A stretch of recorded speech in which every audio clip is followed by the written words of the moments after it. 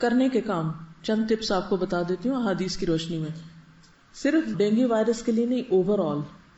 ٹھیک. عن جابر بن عبد اللہ قال سمعت رسول اللہ صلی اللہ علیہ وسلم یقول غط الاناء واوق السقاء فان في السنة ليلة ينزل فيها وباء لا يمر باناء ليس عليه غطاء او سقاء ليس عليه وكاء الا نزل فيه من ذلك الوباء. یہ ہمارے دین نے تعلیم دی ہے. حضرت جابر روایت کرتے ہیں کہ میں نے سنا رسول اللہ صلی اللہ علیہ وسلم فرماتے تھے برتن ڈھانپ دو، مشک بند کر دو. مشک بند کر دو یعنی پانی کے جو ٹینک وغیرہ ہیں ان کو بند کر دو، اس لیے کہ ہر سال میں ایک رات ایسی ہوتی ہے جس میں وبا اترتی ہے. اللہ کی طرف سے ایک امتحان آتا ہے، پھر وہ وبا جو برتن کھلا پاتی ہے یا مشک کھلی پاتی نہیں، پانی کی، اس میں سما جاتی، اس میں گھس جاتی. مچھر غریب کیا کرے گا، وہ تو اللہ کی طرف سے نازل ہوا ہے اور اللہ نے پہلے ہی بتا دیا تھا. قصور کس کا؟ ہمارا. ہم نے پڑھا ہی نہیں دین. وہ تو پہلے ہی بتا رہے ہیں کہ برتن ڈھانک کے سویا کرو، رات کو سب برتن کیا کرو، ڈھک دو. پانی ڈال کے رکھا ہے تو ننگا مت رکھو، اس کو ڈھک دو، چاہے کسی ٹیشو پیپر سے ہی ڈھک دو، چاہے کسی برتن سے ڈھک دو. کوئی بھی چیز. پانی کا ٹینک کھلا رکھنے کا کوئی جواز ہے ہمارے دین میں؟ قطعاً نہیں ہے. حالانکہ مشک جو ہوتی ہے اس کا تو منہ کتنا چھوٹا ہوتا ہے، اس کو بھی بند کر کے رکھو. کیا سمجھ آیا؟ پیچھے سے کوئی بتایا مجھے کیا کرنا چاہیے.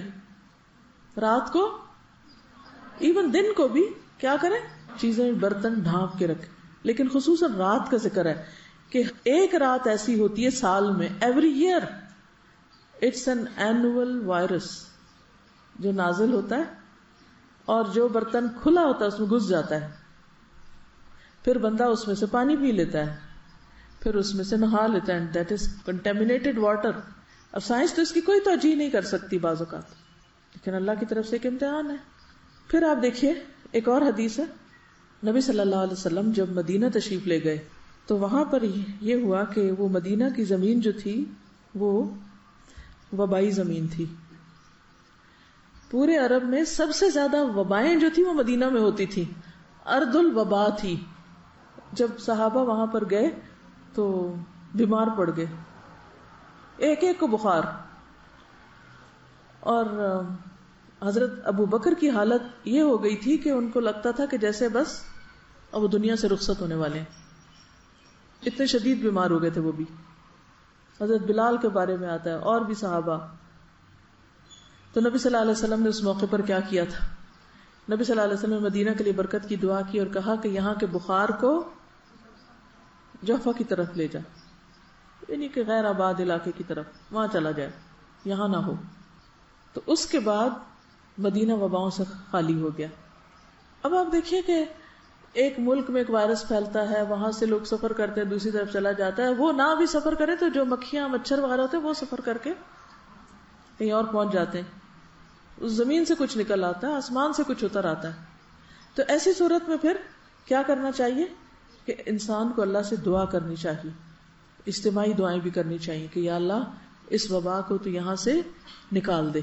کیونکہ کہا یہ جاتا ہے کہ جیسے ڈینگی کا وائرس ہے، ایک سال آتا ہے، اگر اس کا علاج نہیں کیا اگلے سال اس سے بڑا اٹیک ہوگا، اگلے سال اس سے بڑا اٹیک ہوگا.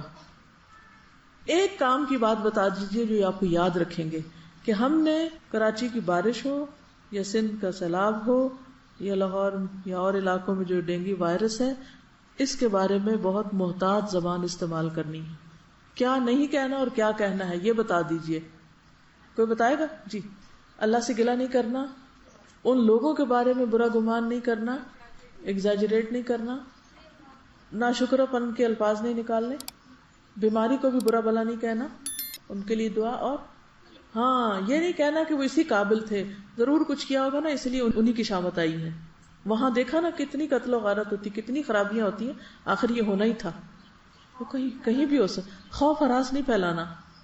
جب ان کے بارے میں برا گمان آنے لگے، کسی کے بارے میں بھی، اگر مثلا ہو سکتا ہے آپ کے کسی رشتہ دار کو ایسی کوئی تکلیف ہو یا کوئی کسی خاص علاقے میں، تو آپ کیا کہیں گے کہ یا اللہ ان پر رحم فرما، ان کی بیماری دور کر دے، اور ان کے لیے اس بیماری کو ہدایت، نجات، فلاح کا ذریعہ بنا دے. کیونکہ اللہ تعالیٰ جب کسی سے محبت کرتا ہے تو اس کو امتحان میں مبتلا کر دیتا ہے. تو ضروری نہیں ہوتا کہ کسی کا کسی تکلیف میں مبتلا ہونا صرف اس کے گناہوں کا ہی نتیجہ ہو. کون گناہ نہیں کرتا، اور کس کو پتا کہ کون کتنی استغفار کرتا ہے، کون اپنے گناہوں پہ کتنا شرمندہ ہے. ہم تو نہیں جانتے نا، لہٰذا ہمیں ججمنٹل نہیں ہونا. کیا کہنا ہے، ان کے لیے کیا دعا کرنی ہے کہ اللہ ان کے لیے اس بیماری کو اپنے قرب کا ذریعہ بنا دے، ان کی ہدایت کا ذریعہ بنا دے، ان کی اصلاح اور فلاح اور نجات کا ذریعہ بنا دے. جب کبھی بھی آپ بیمار پڑیں یا کسی کو تکلیف میں دیکھیں تو ایک بات یاد رکھیں کہ یہ تقدیر کا حصہ ہے. یہ تکلیف آنی ہی تھی، میرے لیے لکھی تھی. میں نے احتیاط بھی کر لی، میں نے بچنے کی دعائیں بھی پڑھ لیں، سب کچھ کر لیا، اس کے باوجود وہ آ گئی. میں نے برتن بھی ڈھانک لیے، میں نے بسم اللہ الذی لا یضر مع اسمہ شیء فی الارض ولا فی السماء وهو السمیع العلیم بھی پڑھ لی. پھر میں نے کسی کو دیکھا کہ وہ بیمار ہے تو اس وقت بھی ایک دعا پڑھنے کو بتائی گئی ہے نا، وہ کیا ہے، الحمدللہ الذی عافانی، وہ بھی پڑھی تھی میں نے ساری تدبیریں کی تھی. پھر کیوں بیمار ہو گئی؟ تو بات یہ ہے کہ امتحان یا آزمائش یہ تقدیر کا ایک حصہ ہے. اللہ تعالیٰ بندے کو ٹیسٹ کرتا ہے. ایک حدیث میں آتا ہے، مسند احمد کی حدیث ہے، عن ابی الدرداء عن النبی صلی اللہ علیہ وسلم قال لكل شيء حقیقة وما بلغ عبد حقیقة الایمان حتى يعلم ان ما اصابه لم يكن ليخطئه وما اخطأه لم يكن ليصيبه. حضرت ابو درداء سے مروی ہے کہ نبی صلی اللہ علیہ وسلم نے فرمایا، ہر چیز کی ایک حقیقت ہوتی ہے. ہر چیز کی ایک حقیقت ہوتی. کیا مطلب اس کا؟ اس کی ایک بنیاد ہوتی ہے، اس کی کور ہوتی، کور کہنے جس کے ساتھ وہ چیز بندھی بھی ہوتی ہے، یا اس کی فوٹیج ہوتی ہے، یا اس کی بنیاد ہوتی ہے، بیس ہوتی ہے، یا اس کی ایک ریالٹی ہوتی ہے، اس کے اندر ایک خاص سچائی ہوتی ہے، یا جہاں سے وہ اوریجنیٹ ہوتی ہے. تو یہ بہت ضروری ہے کہ بیمار کی پھر عیادت بھی کی جائے، اس کو اچھی اچھی باتیں بتائی جائیں، اس کو پر امید کیا جائے اور اس کو اس سے باہر نکالا جائے. ٹھیک ہے، اسی لیے عیادت کا اتنا زیادہ اجر و ثواب ہے کہ جو شخص صبح شام کسی کی عیادت کرے اس کے لیے 70,000 فرشتے دعائے بخشش کرتے ہیں. اس زمانے میں طاعون ہی زیادہ تر پھیلتا تھا، دوسری بیماریاں نسبتاً کم تھی. اب تو یہ نا کہ وائرسز میں ملٹیپلائی ہو کے جراثیم وہ سپر وائرس بن گئے ہیں، اور بیماریاں بھی ایک سے ایک گریڈ آگے بڑھتی چلی جا رہی ہیں. یعنی کچھ بیماریاں ایسی جو آج ہم سن رہے ہیں. اچھا، جب حج اور عمرے پہ آپ کو جانے کے اتفاق آپ دیکھیں گے کہ پوری دنیا سے لوگ وائرسز لے کے آتے ہیں، اور پھر وہ وہاں ایک اور رنگ اختیار کرتے ہیں. اور یہ اللہ کی خاص رحمت ہوتی ہے کہ پھر گھر جا کے ٹھیک بھی ہو جاتے ہیں لوگ. کوئی یہ نہیں کہتا حج کر کے مر گیا، اللہ کہ جس کی موت آئی ہو تو اکا دکا گھر پہ ہی بیٹھتا تو اس نے مرنا ہی تھا. لیکن ضروری نہیں ہے کہ کوئی بیماری لگ کے انسان کو مصیبت میں ہی مبتلا کرے، اس کے لیے خیر کا بھی باعث بن جاتی. ڈر سے حج سے پرہیز نہ کریں کہ وہاں وائرسز ہوتے ہیں. ان مال اسری یسرا. پھر اسی طرح یہ ہے کہ جب پھر انسان بیمار ہو تو دعا کرے. نبی صلی اللہ علیہ وسلم نے فرمایا، دعا اس مصیبت کے لیے بھی فائدہ مند ہے جو نازل ہو چکی، اور اس کے لیے بھی جو بھی نازل نہیں ہوئی. جن کو بیماری لگ چکی وہ بھی دعا کریں، اور جو بچے ہوئے ہیں وہ بھی دعا کریں. لہٰذا اے اللہ کے بندو، دعا کو لازم پکڑو. پھر ہے صدقہ کرنا. نبی صلی اللہ علیہ وسلم نے فرمایا، داووا مرضاکم بالصدقہ، اپنے مریضوں کا علاج صدقے کے ذریعے کرو. ہمارے ہاں عام طور پر صدقہ کیا جاتا ہے، لیکن کس کا؟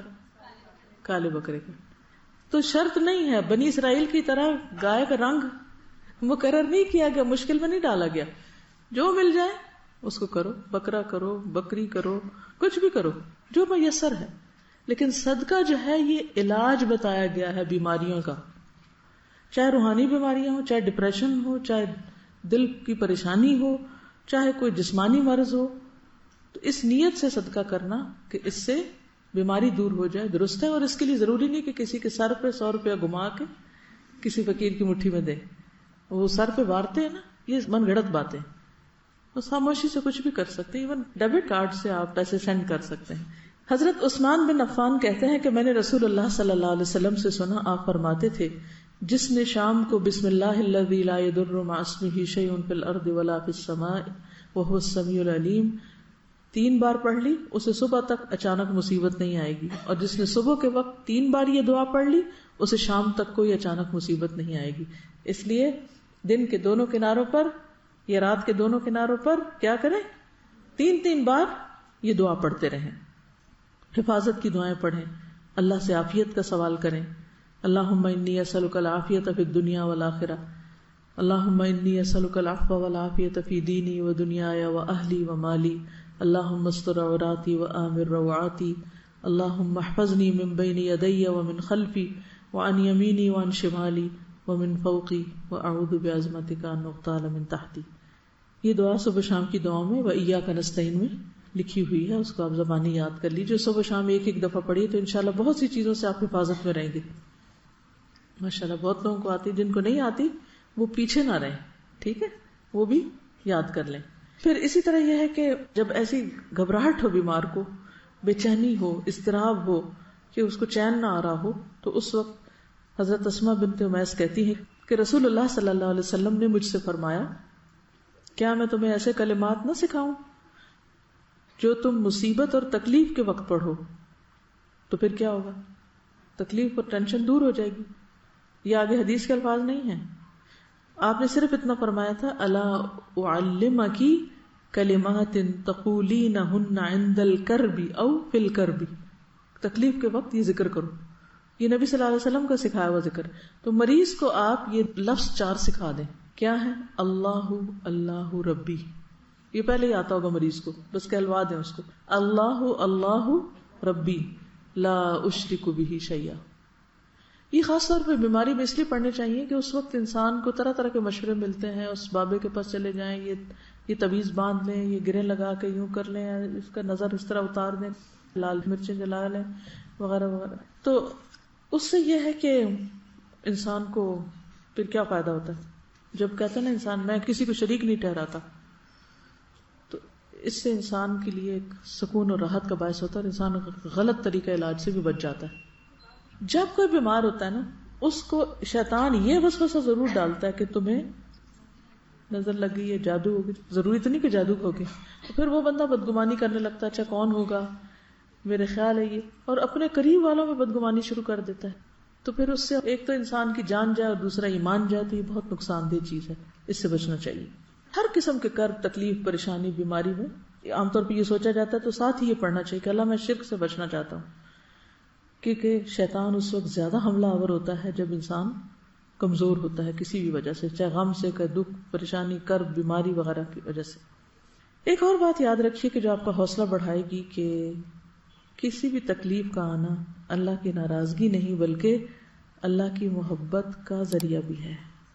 حدیث میں آتا ہے نبی صلی اللہ علیہ وسلم نے فرمایا بڑا اجر بڑی مصیبت کے ساتھ ہوتا ہے. بڑا اجر بڑی مصیبت کے ساتھ. اور بے شک اللہ جب کسی قوم سے محبت کرتا ہے، اللہ جب کسی قوم سے محبت کرتا ہے تو اسے کسی مصیبت میں مبتلا کر دیتا ہے. کتنی مثبت سوچ پیدا کی گئی. تو جو کوئی اس پر اللہ کی رضا کے لیے راضی ہو گیا کہ اچھا اللہ میں نے قبول کر لیا، آپ راضی تو میں بھی راضی، اس کے لیے رضا ہے، اللہ اس سے اور راضی ہو جاتا ہے.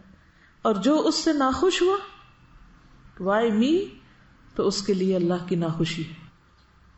مثلا آپ کسی کے بارے میں سوچ رہے ہیں کہ اچھا یہ فلاں شخص، اس کو یہ تکلیف ہے، ضرور اس نے کوئی غلط کام کیا ہوگا اور اس پر اسی وجہ سے اللہ کی طرف سے کوئی سزا آ گئی ہے، عذاب آ گیا ہے، مصیبت آ گئی.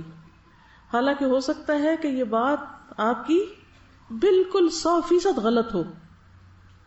اس شخص پر وہ تکلیف اللہ کی محبت کی علامت کے طور پر آئی ہو. ہم کون ہیں؟ اسی لیے کہتے ہیں نا کہ ججمنٹل نہیں ہونا چاہیے.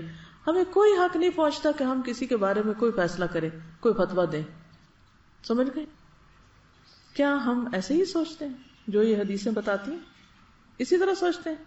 ہمارا معاشرہ اسی طرح سوچتا ہے. کیا واقعی ہم مسلمان ہیں؟ ہم اسلام کے مطابق زندگی بسر کر رہے ہیں؟ ہم قرآن و سنت کے مطابق زندگی بسر کر رہے ہیں؟ ہماری سوچیں بالکل الٹ ہوتی ہیں. کوئی بیمار ہو، کسی پہ تکلیف آ جائے، کسی کا کوئی فوت ہو جائے، کسی چیز سے کوئی محروم ہو جائے تو ہم کہتے ہیں آ گیا نا اللہ کی پکڑ میں.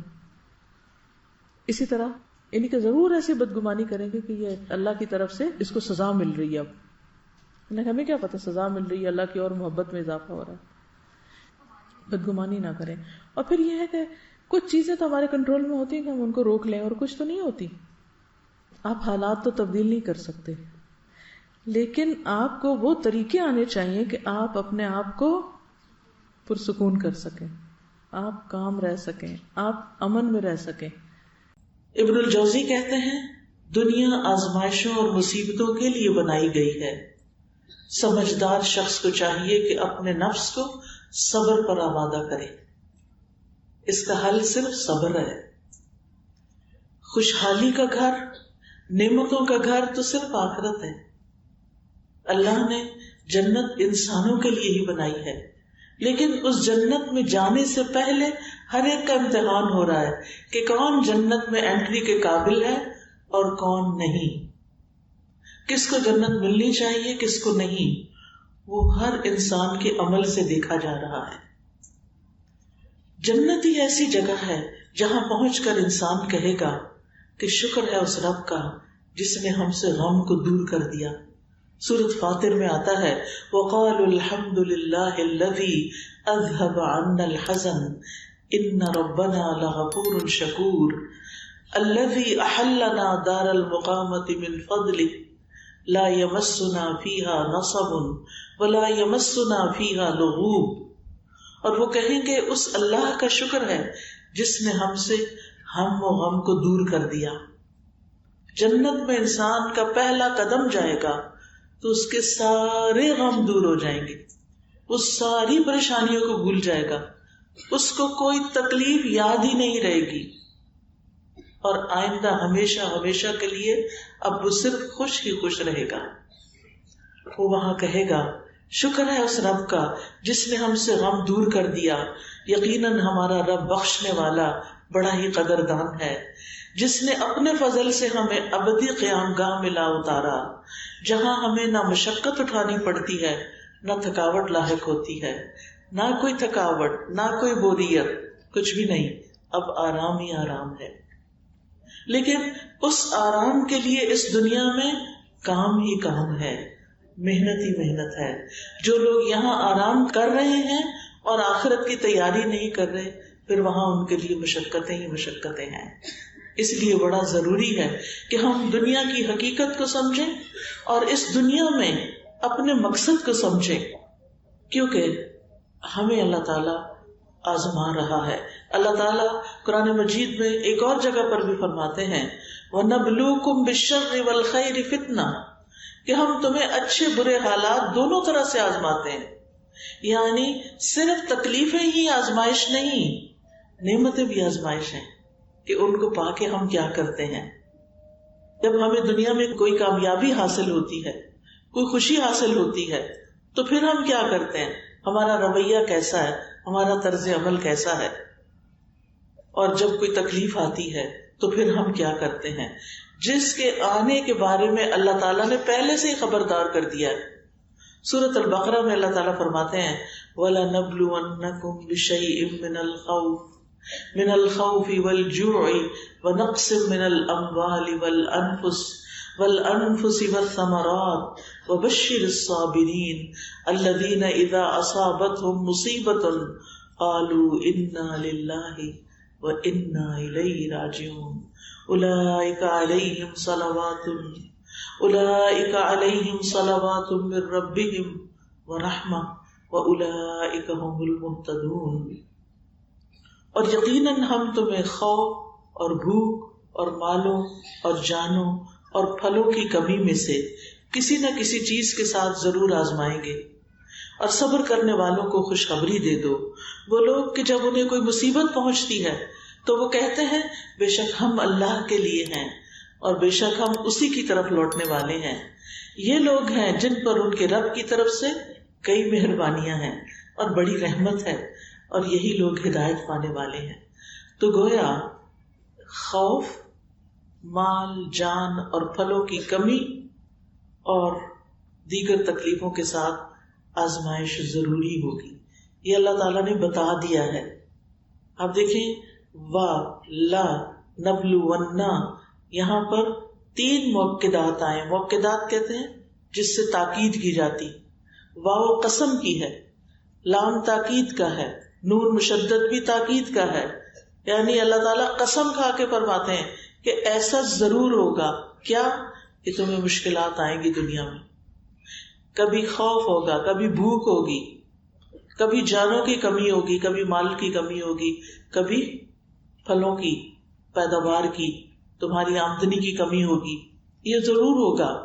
لیکن ساتھ ہی کیا فرمایا کہ ایسے مواقع پر، ایسی تکلیفوں پر جو صبر کر جائیں ان کے لیے خوشخبری ہے.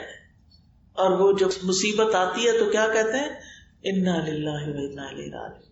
بے شک ہم اللہ کے لیے اور ہم اللہ کی طرف لوٹ کے جانے والے ہیں. کیا مطلب ہے؟ کہ یہ دنیا تو ہمیشہ کے لیے ہے ہی نہیں. اللہ نے ہمیں پیدا کیا، اللہ ہی کی طرف لوٹ کے جانا ہے.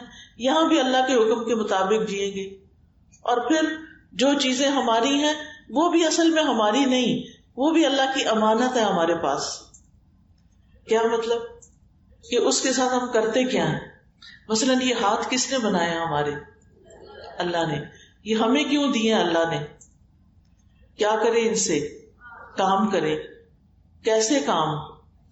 اچھے کام یا اس کو ناراض کرنے والے کام؟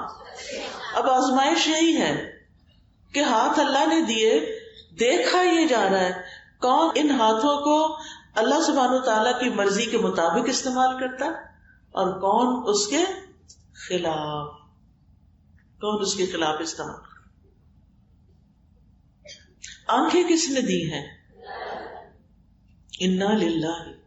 ٹھیک ہے نا؟ مرنے کے بعد یہ آنکھیں کہاں جائیں گی؟ واپس مٹی میں مل جائیں گی. منہا خلقناکم، اس مٹی سے ہم نے تمہیں پیدا کیا. وفیہا نعیدکم، اسی میں ہم تمہیں واپس لوٹا دیں گے. ومنہا نخرجکم تارۃ اخری، اور اسی میں سے ہم تمہیں دوبارہ نکال لیں گے، پھر پیدا کریں گے. دوبارہ کیوں نکالیں گے؟ تاکہ جس نے ان آنکھوں کو، ان ہاتھوں کو، اس زبان کو صحیح استعمال کیا ہے اس کو جزا دیں، اس کو اچھا بدلہ دیں. اور جنہوں نے اس کو غلط طریقے سے استعمال کیا، آنکھوں سے حرام چیزیں دیکھی، کانوں سے حرام چیزیں سنی، زبان سے غلط باتیں کی، جھوٹ بولا، چغلیاں کی، غیبتیں کی، دوسروں کو ہرٹ کیا، ستایا، تو پھر کیا ہو؟ ان کو اس کا بدلہ دیں. تو ہر انسان کو آزمایا جا رہا ہے کہ اس کو اللہ نے جو امانتیں دی ہیں، جو نعمتیں دی ہیں، اب وہ ان کے ساتھ کرتا کیا ہے. اسی لیے اللہ تعالیٰ نے ہمارے لیے گارڈز رکھے ہوئے ہیں. کیا نام ہے ان گارڈز کا؟ کرامن کاتبین. وہ کیا کر رہے ہیں؟ لکھ رہے ہیں.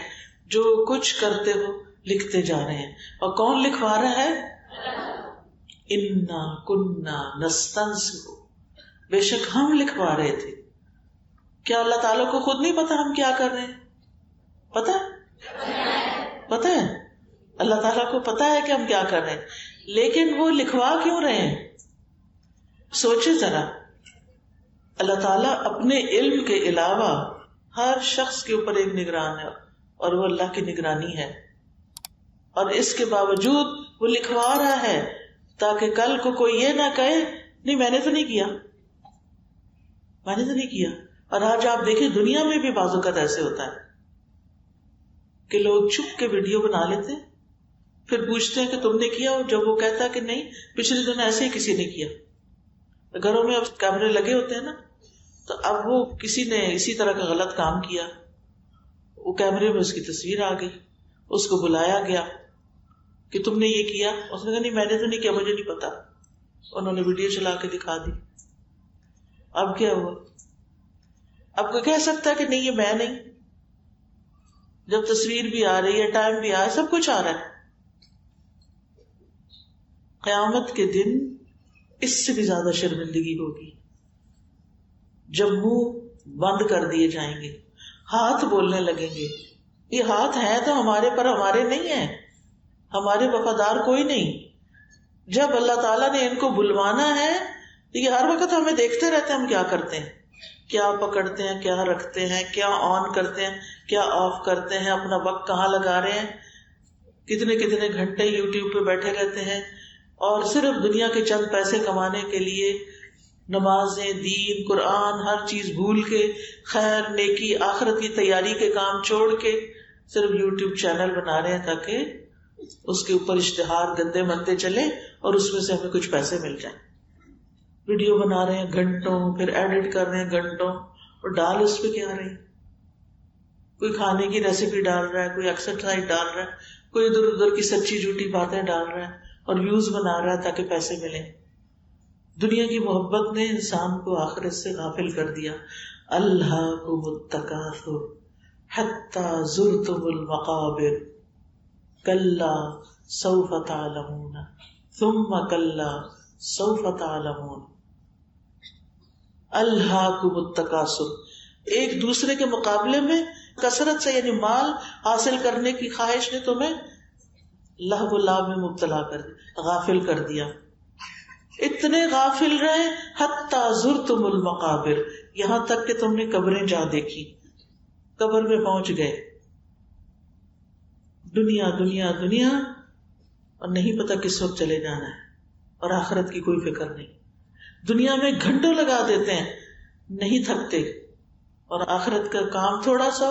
جب اتنے گھنٹے تھک کے اٹھیں گے اور بیکار سے کام کر کے، فضول کام کر کے اٹھیں گے، نماز پڑھیں گے تو کیا ہوگا؟ آنکھیں بھی بند ہوں گی اور یون کر رہے ہوں گے، کسی طرح سر سے اتر جائے، کیونکہ نہ پڑھی تو پھر کہیں پکڑی نہ ہو جائے. پر ایسی پڑھی کا کیا فائدہ جس میں نہ اللہ کی یاد ہے، نہ اللہ کی محبت، اور نہ اللہ کے سامنے کچھ عاجزی ہے.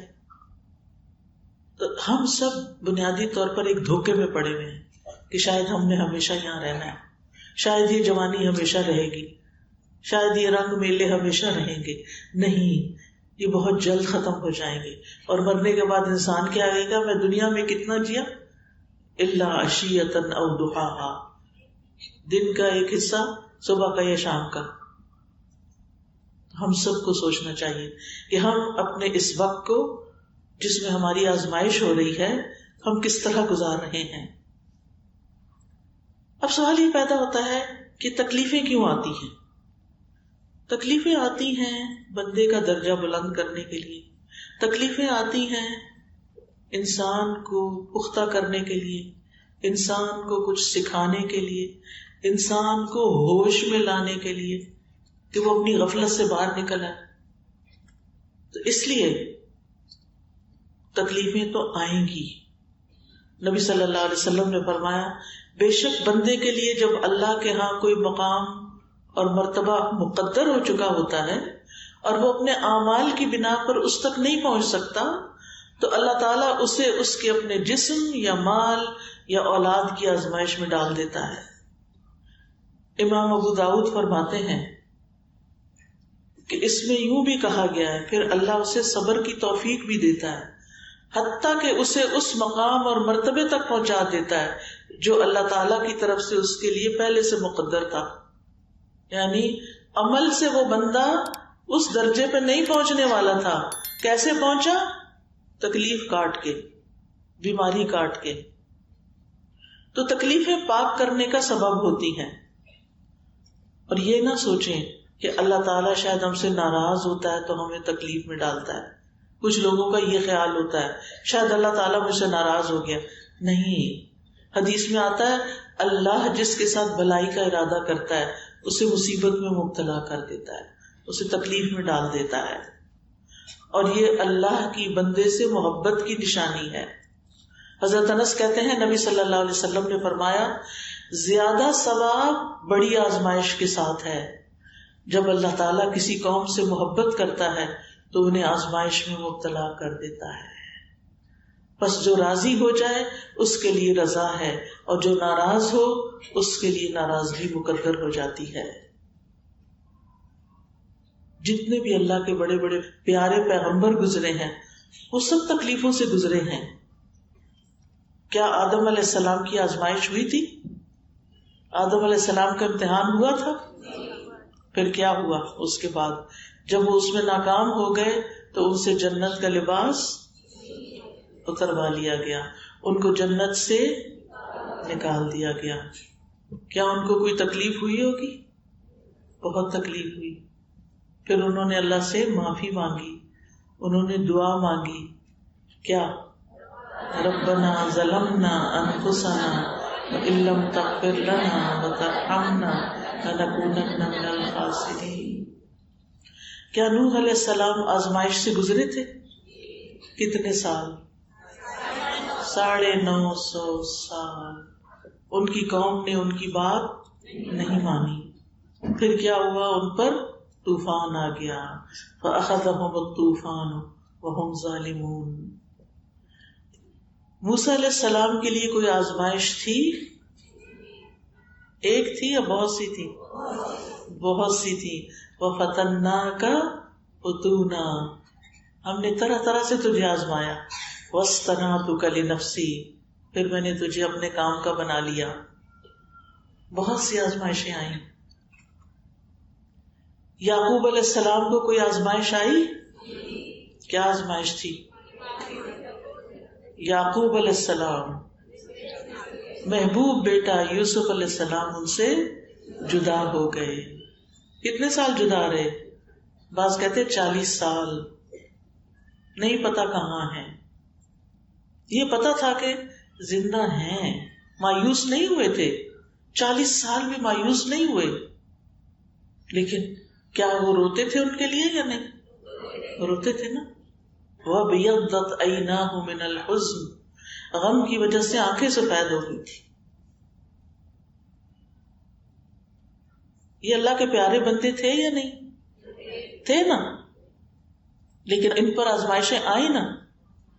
تو جب آپ پر کوئی تکلیف آئے تو یہ نہ سوچے کہ اللہ تعالیٰ مجھ سے ناراض ہے. اللہ تعالیٰ سے حسن ظن رکھنا ہے، اچھا گمان رکھنا ہے. ٹھیک ہے نا. یوسف علیہ السلام پہ آزمائش آئی تھی. کیا کیا تھا بھائیوں نے؟ کنویں میں ڈال دیا. پھر کیا ہوا؟ پھر بک گئے، غلام بنا لیے گئے. پھر کیا ہوا؟ وہ ایک عورت کی طرف سے آزمائش آ گئی. پھر کیا ہوا؟ جیل میں بھیج دیے گئے. پھر کیا ہوا؟ جیل میں کتنا عرصہ رہے؟ وَلَبِثَ فِي السِّجْنِ بِضْعَ سِنِينَ. جیل میں کئی سال تک رہے. بعض کہتے ہیں کہ یہ 10 سے کم ہوتا ہے اور 9 سال رہے جیل میں. آسان ہے جیل میں 9 سال رہنا؟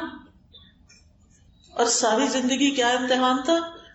کوئی بھی آس پاس مسلمان نہیں تھا، سارا ماحول ہی اپوزٹ تھا. آج جس لڑکی کی شادی تھوڑی سی دین کے بغیر لوگوں میں ہو جاتی ہے، وہ صرف رونا دھونا ہی کرتی ہے. میری شادی یہاں ہو گئی. کوئی نعمت اس کو نظر نہیں آتی، کوئی خیر نظر نہیں آتی سوائے اس کی رونا دھونا. یہ ماحول میرے موافق نہیں. ماحول تو بہت سے لوگوں کو موافق. کیا یوسف علیہ السلام کو ماحول ملا تھا؟ کتنی بڑی آزمائش تھی، ماحول نہیں ملا. کیا وہ اللہ کے دین پہ قائم نہیں رہے؟ قائم رہے. انہیں جو بھی دیکھتا تھا تو کیا کہتا تھا؟ انا نراک من المحسنین. ان کے بھائی جب غلہ لینے کے لیے آئے اور انہوں نے اپنی عاجزی محتاجگی ظاہر کی اور پھر منت سماجت کی اور کہنے لگے انا نراک من المحسنین، تو بڑا ہی نیک آدمی ہے، ہمیں تو نظر آ رہا ہے کہ تو بڑا ہی نیک آدمی ہے. قید خانے کے جو ساتھی تھے جنہوں نے خواب کی تعبیر پوچھی تھی، انہوں نے کیا کریڈٹ دیا ان کو؟ انہوں نے بھی یہی لفظ بولے انا نراک من المحسنین. جب ایک انسان اچھا ہوتا نا تو ہر ایک کے منہ پر وہی گواہی ہوتی ہے، انا نراک من المحسنین، آپ بہت نیک ہیں. ایوب علیہ السلام پہ کوئی تکلیف آئی تھی؟ کیا ہوا تھا؟ بیماری رہی تھی. اللہ تعالیٰ فرماتے انا وجدناہ صابرا، ہم نے ان کو صابر پایا تھا. نعم العبد، اتنا اچھا بندہ. انہ اواب، وہ بہت زیادہ رجوع کرنے والا تھا، بار بار پلٹ کر اللہ ہی کی طرف آتے تھے. کیا ان کی بیماری ٹھیک ہوئی؟ ہو گئی. آپ کو پتا یہ صرف بیماری نہیں تھی، ان کے سارے قریبی لوگوں نے ان کو چھوڑ دیا تھا. اکیلے رہ گئے تھے. صرف بیوی تھی جو کھانا وانا دے دیتی تھی. مال بھی چلا گیا, اولاد بھی فوت ہو گئی, خود بھی بیمار ہو گئے. کیا اللہ سے ایک دن بھی بدگمانی کی؟ اچھا ہی گمان رکھا. ایک روایت میں آتا ہے کہ انہوں نے کہا کہ میں اللہ کی عبادت پہلے بھی کرتا تھا, لیکن اس میں میرا مال, میری اولاد, میرے لوگ بیچ میں حائل ہو جاتے تھے. اب تو اے اللہ تیرے اور میرے بیچ میں کوئی بھی نہیں رہا. اب تو مجھے تیری عبادت میں لذت ہی لذت ہے. سارے ساتھ چھوڑ گئے, اب یہ تنہائی بڑی اچھی لگتی ہے. تیرا ذکر کرتا رہتا ہوں, تیرے سے مناجات کرتا رہتا ہوں. پھر آپ دیکھیے حضرت مریم علیہ السلام پر کوئی آزمائش آئی تھی. وہ اتنی تکلیف میں تھی اور ساتھ ہی ان کو یہ پریشانی کہ میں کیا قوم کو بتاؤں گی جا کے. کیا کہنے لگے, یا لیتنی مت قبل ھذا وکنت نسیا منسیا, کاش میں آج سے پہلے بھولی بھلائی جا چکی ہوتی اور مجھے کوئی بھی نہ جانتا ہوتا. یا لیتنی مت قبل, اس سے پہلے ماری جاتی اور بھول بھلا دی جاتی, میں آج ہوتی نہ دنیا میں. حضرت آسیہ پر کوئی آزمائش آئی تھی. کیا آزمائش آئی تھی؟ فرعون سختیاں کرتا تھا, ہاتھوں میں اس نے کیل ٹھوک دیے تھے, دیوار کے ساتھ چم دیا تھا کہ باز آ جاؤ دین سے, لیکن وہ باز نہیں آئی. کیا دعا کرتی تھی؟ رب ابن لی عندک بیتا فی الجنہ, اللہ اپنے پاس جنت میں گھر بنا دے. ونجنی من فرعون وعملہ, مجھے فرعون اور اس کے عمل سے بچا لے, نجات دے. ونجنی من القوم الظالمین, اللہ مجھے ظالم لوگوں سے نجات دے. ان سب لوگوں نے کیا کیا تھا؟ حضرت یونس علیہ السلام پہ آزمائش آئی تھی. کیا آزمائش آئی تھی؟ مچھلی کے پیٹ میں اندھیروں پر اندھیرا. رات کے وقت کبھی کسی دریا پہ گئے آپ اندھیرے میں؟ سوچیں, بادل آئے ہوئے ہوں, رات ہو اور آپ پانی کی وہ گہرائیوں میں ہو, مچھلی کے پیٹ میں ہو, کتنی خوفناک جگہ. کیا انہوں نے اللہ تعالیٰ کو بلیم کیا تھا کہ آپ نے میرے ساتھ کیا کیا؟ کیا کہا تھا؟ لا الہ الا انت سبحانک انی کنت من الظالمین. اللہ میری اپنی غلطی ہے, آپ ظالم نہیں ہیں, آپ ہر خطا سے پاک ہیں. اللہ سے برا گمان نہیں کیا. تو یاد رکھیے, زندگی میں اگر کوئی تکلیف آئے تو دو کام لازمی کرنے ہیں. نمبر 1, اللہ سے گمان اچھا رکھنا ہے, شیطان کو اپنے اوپر حاوی نہیں ہونے دینا. نمبر 2, دعائیں کرنی ہیں. یہ دعاؤں کا کارڈ اسی لیے بنایا گیا ہے, مشکل آ گئی آسانی کے لیے دعائیں کریں. دعائیں کرنی ہیں. خود ہمارے پیارے نبی صلی اللہ علیہ وسلم پر کوئی مشکلات آئی تھی, ہر طرح کی آزمائشیں آئی تھی, اور آپ نے فرمایا تھا نا کہ جس پر کوئی تکلیف آئے وہ کیا کرے, میری تکلیف کو یاد کر لے. ہم نے کیا کرنا ہے؟ اللہ کی طرف رجوع کرنا ہے, اپنے ایمان کی تجدید کرنی ہے, نیک عمل کرنے ہیں, کیونکہ اللہ کا وعدہ ہے وَأَمَّا مَنْ آمَنَ وَعَمِلَ صَالِحًا فَلَهُ جَزَاءً الْحُسْنَى وَسَنَقُولُ لَهُ مِنْ أَمْرِنَا يُسْرًا. اور رہا وہ جو ایمان لایا اور اس نے نیک عمل کیے تو اس کے لیے بدلے میں بھلائی ہے, اور ان قریب ہم اسے اپنے کام میں سے سراسر آسانی کا حکم دیں گے. ایک اور جگہ پر آتا ہے من عمل صالحا من ذکر او انثى وهو مؤمن فلنحيينه حياة طيبة ولنجزينهم اجرهم باحسن ما كانوا يعملون. جو شخص بھی نیک عمل کرے گا, خواہ مرد ہو یا عورت, بشرطے کہ وہ مومن ہو, تو ہم اسے پاکیزہ زندگی بسر کرائیں گے, ہم اسے عمدہ زندگی دیں گے. تو نیک عمل کرتے رہیں گے تو آپ کے دلوں پہ اطمینان ہوگا, دعائیں مانگیں گے, اللہ سے گمان اچھا رکھیں گے تو آپ کی زندگی خوشگوار ہو جائے گی. کیا نبی صلی اللہ علیہ وسلم مسکراتے تھے؟ سب سے زیادہ مسکرانے والے تھے, جبکہ آپ کے اوپر سب سے زیادہ تکلیفیں تھیں, پھر بھی آپ مسکراتے رہتے تھے.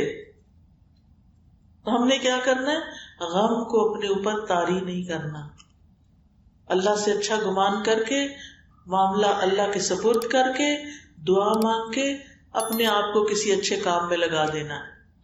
ہر وقت غم کو یاد نہیں کرتے رہنا, اس کا کوئی فائدہ نہیں. اٹھ کے کیا کرنا ہے؟ اللہ کی عبادت اور اطاعت. وَاسْتَعِينُوا بِالصَّبْرِ وَالصَّلَاةِ. مشکل آئے تو کیا کریں؟ اٹھے نماز پڑھیں. ہم سب کچھ کرتے ہیں، نماز نہیں پڑھتے مصیبت کے وقت، تکلیف کے وقت. لیکن کچھ لوگ اب بھی ایسا کرتے ہیں. کیا؟ مشکلات کے وقت کیا کرتے ہیں؟ نماز پڑھتے ہیں. میری دادی کے بارے میں بتاتے ہیں بڑے، میں نے تو ان کو نہیں دیکھا، کہ ان کے کئی بچے ہوئے تھے اور کچھ بڑے ہو جاتے تھے، کچھ اور بڑے، کچھ اور پھر فوت ہو جاتے تھے. صرف میرے چچا اور والد جو تھے یہ بچے تھے، اور ایک پھوپھی. وہ کیا کرتی تھی؟ جب کوئی بچہ فوت ہوتا تھا اس کے اوپر کپڑا ڈال دیتی اور خود نماز پڑھنا شروع کر دیتی. لوگ اتنی باتیں بناتے کہ اس کو تو اپنے بچوں کے فوت ہونے کا کوئی غم ہی نہیں. کیا یہ کسی سے پوچھ کے غم لگتا ہے؟ جو بھی کوئی ماں ہے، بچے کو تو چھوٹی سی چوٹ بھی لگ جائے تو ماں کا کیا حال ہوتا ہے؟ ایک دم لگتا پاؤں سے جان نکل گئی. جو بچہ فوت ہوا ہو اور پاس رکھا ہوا ہو، آپ کسی کا بھی فوت ہوا بچہ دیکھتے ہیں آپ کے دل کو کچھ ہو جاتا ہے. کبھی ڈیڈ بیبی دیکھا؟ چھوٹا بچہ جو فوت ہوا ہوا، کیسی طبیعت کے اوپر بوجھل ہوتا ہے انسان. نبی صلی اللہ علیہ وسلم کی آنکھوں سے آنسو روا ہو گئے جب ابراہیم فوت ہوئے، آپ کے چھوٹے بیٹے جو حضرت ماریہ قبطیہ سے تھے. تو آپ سوچئے کہ چھوٹے معصوم بچے کو فوت ہوتا دیکھ کر تو نبی صلی اللہ علیہ وسلم کے آنسو بھی گر پڑے. تو یہ آسان نہیں ہوتا. تو کیا کرنا چاہیے؟ وَاسْتَعِينُوا بِالصَّبْرِ وَالصَّلَاةِ. اور پھر جو ہمارے فرائض ہیں نا ان کو ادا کرنا چاہیے. یہ نہیں عذر کرنا چاہیے کیونکہ مجھ پہ یہ غم آ گیا اس لیے میں یہ نہیں کر سکی. ہم سارے کام چھوڑ کے بیٹھ جاتے ہیں، صرف غم مناتے رہتے ہیں، اور پھر بڑے بڑے اہم کام چھوڑ دیتے ہیں. کوئی پوچھا بھی یہ کام کیوں نہیں ہوا؟ بس وہ یہ غم آ گیا تھا، یہ فوتگی آ گئی تھی، یہ فلاں ہو گیا تھا. اپنے فرائض ہی چھوڑ کے بیٹھ جاتے ہیں. کتنے دن تک غم منانا چاہیے؟ بس 3 دن. اور اس میں بھی اپنی نمازیں نہیں چھوڑ کے بیٹھ جانی، اس میں اپنے فرائض، اپنا قرآن پڑھنا، اپنے گھر والوں کا کام. یہ غم یعنی دل میں 3 دن تک رہے، ٹھیک ہے. اس کے بعد اٹھو اپنے کام کاج کرو. پھر آپ دیکھیں اللہ کا تقوی اختیار کرنا ہے، اللہ سے ڈرنا ہے. وَمَن يَتَّقِ اللَّهَ يَجْعَل لَّهُ مِنْ أَمْرِهِ يُسْرًا. جو اللہ سے ڈرے گا اللہ اس کے لیے اس کے کام میں آسانی پیدا کر دے گا. وَمَن يَتَّقِ اللَّهَ يَجْعَل لَّهُ مَخْرَجًا. جو اللہ سے ڈرے گا وہ اس کے لیے تنگی سے نکلنے کا رستہ بنا دے گا، یعنی ہر کام اس کے لیے پھر آسان ہو جائے گا. اور کیا کرنا ہے؟ مشکل آئے تو اللہ پہ توکل کرنا ہے، اپنا معاملہ اللہ کے سپرد کرنا ہے. یا اللہ یہ تو نے ہی کرنا ہے کام، یا اللہ یہ مشکل تو نے آسان کرنی ہے. پھر اور کیا کرنا ہے؟ اپنی ساری حاجات تو صرف اللہ کے سامنے رکھنا ہے. انما اشکو بثی وحزنی الی اللہ واللہ بصیر بالعباد. میں اپنے غم اور دکھ کی فریاد بس اللہ سے ہی کرتا ہوں، اللہ بندوں کے حال دیکھ رہا ہے. پھر کیا کرنا ہے؟ اس بات پہ یقین رکھنا ہے کہ اللہ تعالیٰ تنگی کے بعد آسانی بھی لائے گا. فَإِنَّ مَعَ الْعُسْرِ يُسْرًا إِنَّ مَعَ الْعُسْرِ يُسْرًا سَيَجْعَلُ اللَّهُ بَعْدَ عُسْرٍ يُسْرًا. اللہ تنگی کے بعد آسانی لائے گا. رات کے بعد دن آتا ہے. کبھی یہ نہیں ہوا کہ رات کے بعد پھر رات آ جائے.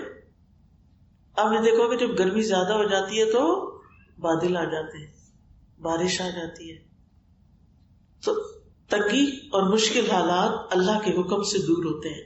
پھر یہ یاد رکھنا ہے کہ اس مشکل کو کاٹنے والا صرف اللہ ہے، اس لیے مجھے صرف اسی کو پکارنا ہے، اسی سے دعائیں کرنی ہے، اسی سے مدد مانگنی ہے.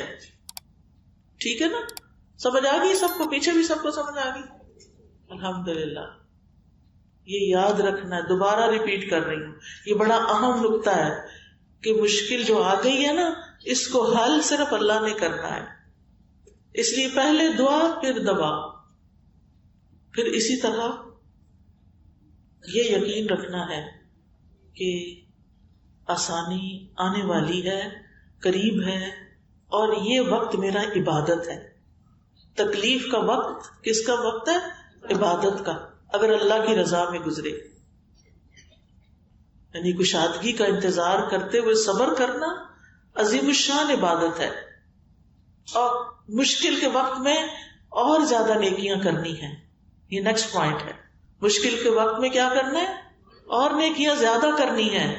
اللہ کا وعدہ ہے فَأَمَّا مَنْ أَعْطَى وَاتَّقَى وَصَدَّقَ بِالْحُسْنَى فَسَنُيَسِّرُهُ لِلْيُسْرَى. پھر جس نے اللہ کی راہ میں مال دیا اور پرہیزگاری اختیار کی اور بھلی باتوں کی تصدیق کی تو ہم بہت جلد اسے آسانی مہیا کر دیں گے.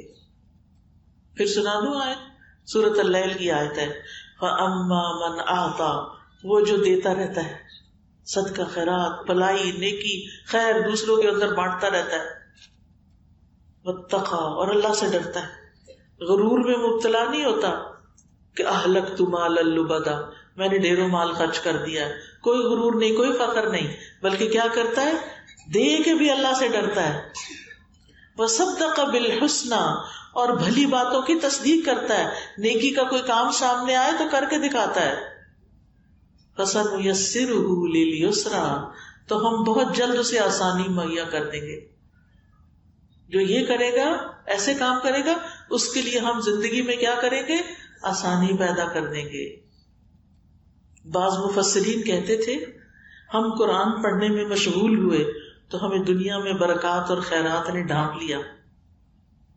کل ہی ہماری ایک ساتھی بتا رہی تھی کہ ان کے چچا، ان کی پھپھو، ان سب کی عمریں 80 سال سے اوپر، کوئی 85 کوئی 90 میں جا کے فوت ہو.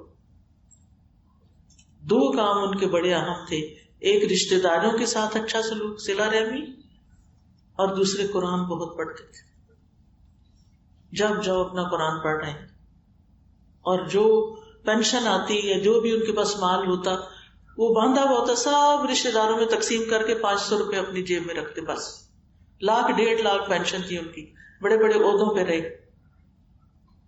تو لمبی عمر نیکیوں کے ساتھ انسان کے لیے بڑے فائدے کی ہے. لیکن یہ نعمتیں ایسے نہیں مل جاتی، ان کے لیے قربانی کرنی پڑتی ہے. فَأَمَّا مَنْ أَعْطَى وہ جو دیتا جاتا ہے، وَاتَّقَى اور اللہ سے بھی ڈر کے نیک کام کرتا ہے اور برے کام چھوڑ دیتا ہے، تو پھر اللہ تعالیٰ اس کے ساتھ بھلائی کا ارادہ کرتا ہے، کیونکہ وہ بھی بھلائی کی تصدیق کرتا ہے. فَسَنُيَسِّرُهُ لِلْيُسْرَى آسانیاں چاہتے ہیں، آسانیاں بانٹیں. اپنے لیے آسانی چاہتے ہیں، دوسروں کو آسانی دیں. دوسروں کی مشکلات آسان کریں، دوسروں کے ساتھ خیر خواہی کریں، دوسروں کے ساتھ اچھا سلوک کریں. جو اپنے لیے چاہیں وہی دوسرے کے لیے چاہیں، جو اپنے لیے چاہیں وہی دوسرے کے لیے.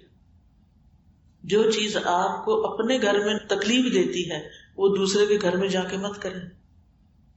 ایسے کام نہ کریں کہ جس سے دوسروں کو اذیت ہو. مثال کے طور پر اگر کوئی آپ کے گھر میں مہمان آیا ہے اور وہ آپ کی فریج کھول کے کھڑا ہو جائے، وہ آپ کی ہنڈیا سے خود ہی کچھ ڈال کے کھانا پینا شروع کر دے، آپ کو کیسا لگے گا؟ کس نے بتایا ہی نہیں، پوچھا ہی نہیں یہ کیا کر رہا ہے. تو پھر آپ کسی کے گھر جا کے یہ نہ کریں. جو عادتیں آپ کو کسی کی اچھی نہیں لگتی وہ آپ کسی اور کے ساتھ بھی مت کریں. پھر یہ کہ ہمت کریں اور صبر کریں، ہمت اور صبر کے ساتھ مشکلات کا مقابلہ کریں. اللہ تعالیٰ فرماتے ہیں وَاصْبِرْ عَلَىٰ مَا أَصَابَكَ إِنَّ ذَلِكَ مِنْ عَزْمِ الْأُمُورِ جو مصیبت تمہیں پہنچے اس پہ صبر کرنا ہے، یہ بڑی ہمت کے کاموں میں سے ہے. اور پھر صبر کے نتیجے میں تکلیفیں دور ہوتی ہیں. معاملات اگر آسان نہ ہو رہے ہوں تو مایوس نہیں ہونا، اور انتظار کرنا ہے، تھوڑا سا اور انتظار، تھوڑا سا اور انتظار. پھر نیکسٹ پوائنٹ ہے مشکلات میں جزا فضا نہیں کرنی، حال دعائی نہیں مچانی، گھر والوں کو آس پاس کے لوگوں کو پریشان نہیں کرنا. پھر اللہ کی طرف سے آئی ہوئی آزمائش کا شکوہ لوگوں سے نہیں کرنا. سمجھ آئی؟ یہ نہیں کہ جو آئے اسے کر. آج تو پتہ نہیں کیا ہوا، آج سر درد ہو گیا، 10 لوگوں کو کہہ کے ان کو بھی سر درد کرا دو. اگر ہو گئی ہے، کسی کو پتا ہے کہ علاج کیا ہے تو ٹھیک ہے آپ بتا دیں، لیکن ہر ایک کو، کچھ لوگوں کے پاس بیٹھے نا وہ اپنی بیماریوں کی اتنی ڈیٹیل بتانے لگ جاتے کہ دل گھبرا جاتا ہے. نہ تو ہم ڈاکٹر ہیں اور نہ ہی ہمیں اس کا کوئی علاج پتا، آپ اتنی تفصیل کیوں بتا رہے ہیں؟ تو دوسروں کو تنگی ہوتی ہے، دوسروں کا وقت ضائع ہوتا ہے. اس کو بتائیں جو آپ کے لیے کچھ کرے، وہ ڈاکٹر ہو، وہ کوئی حکیم ہو، وہ کوئی تھراپسٹ ہو، اس کو تو آپ بتائیں. لیکن جس نے کچھ کرنا نہیں اسے کیوں بتا رہے ہیں؟ تو بندوں کے آگے رونا نہیں رونا. کس کے آگے رونا ہے؟ صرف اللہ کے آگے. پھر دعاؤں کی کثرت، دعاؤں کی کثرت، ذکر کی کثرت. ابن قیم کہتے ہیں اللہ کا ذکر مشکل کو آسان کر دیتا ہے، تنگی کو آسان بنا دیتا ہے، مشقتوں کو کم کر دیتا ہے. جب بھی کسی مشکل پر اللہ کا نام لیا جاتا ہے وہ آسان ہو جاتی ہے. جب کسی مشقت پہ اللہ کا ذکر کیا جاتا ہے وہ آسان ہو جاتی ہے. کسی سختی پہ اللہ کا ذکر کیا جاتا ہے وہ زائل ہو جاتی ہے. کسی تکلیف پہ اللہ کا ذکر کیا جاتا ہے وہ ختم ہو جاتی ہے. اللہ کا ذکر کرنا غم اور پریشانی کو دور کرنے کا ذریعہ ہے. اور دعاؤں میں خاص طور پر استغفار. اللہ تعالیٰ فرماتے ہیں لولا تستغفرون اللہ لعلکم ترحمون. تم اللہ سے استغفار کیوں نہیں کرتے کہ تم پہ رحم کیا جائے؟ اگر ہم چاہتے ہیں نا اللہ تعالیٰ ہم پہ رحم فرمائے تو کیا کریں؟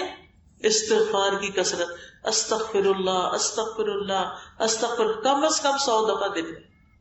پھر اللہم اغفر لی، پھر اللہم اغفر لی ذنبی کلہ دقہ وجلہ، آخر تک. مشکلات سے آسانی میں استغفار بڑے فائدے کا ہے. اور پھر اس کے بعد آپ یہ کارڈ اٹھا لیجئے اور اس کو پڑھنا شروع کر دیں، ایک ایک دعا کو سمجھ کے. اور اس میں آپ دیکھیے جیسے رب اشرح لی صدری ویسر لی امری، کوئی کام مشکل اٹک جائے تو کیا کریں؟ صرف اتنا پڑھتے جائیں ویسر لی امری ویسر لی امری ویسر لی امری. جہاں مشکل آ جائے ویسر لی امری.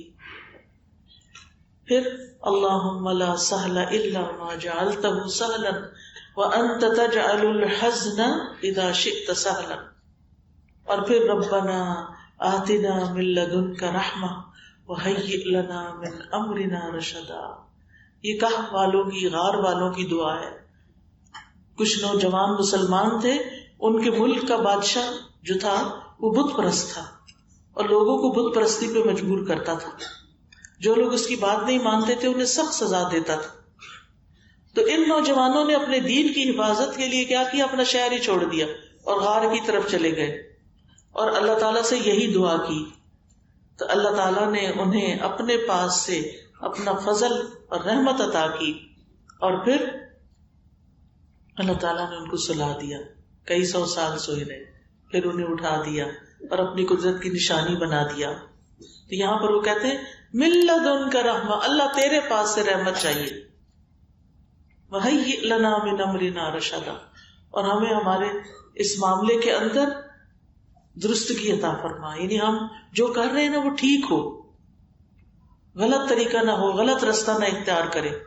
کیونکہ ہوتا پتہ کیا ہے، جب کوئی تکلیف آتی ہے نا تو لوگ کسی عامل کے پاس، کسی جادوگر کے پاس، ایسے لوگوں کے پاس چل پڑتے ہیں. تکلیف آئی تھی آپ کے درجے بلند کرنے کے لیے اور آپ نے ایسا رستہ اختیار کر کے پہلے عمل بھی گنوا دیے. کسی کے پاس غیب کا علم کوئی نہیں، سب تکے بازیاں ہوتی ہیں. تو اس لیے کسی نجومی کے پاس، کسی جادوگر کے پاس ہرگز نہیں جانا. اللہ سے دعا کرنی، اللہ کا ذکر کرنا ہے.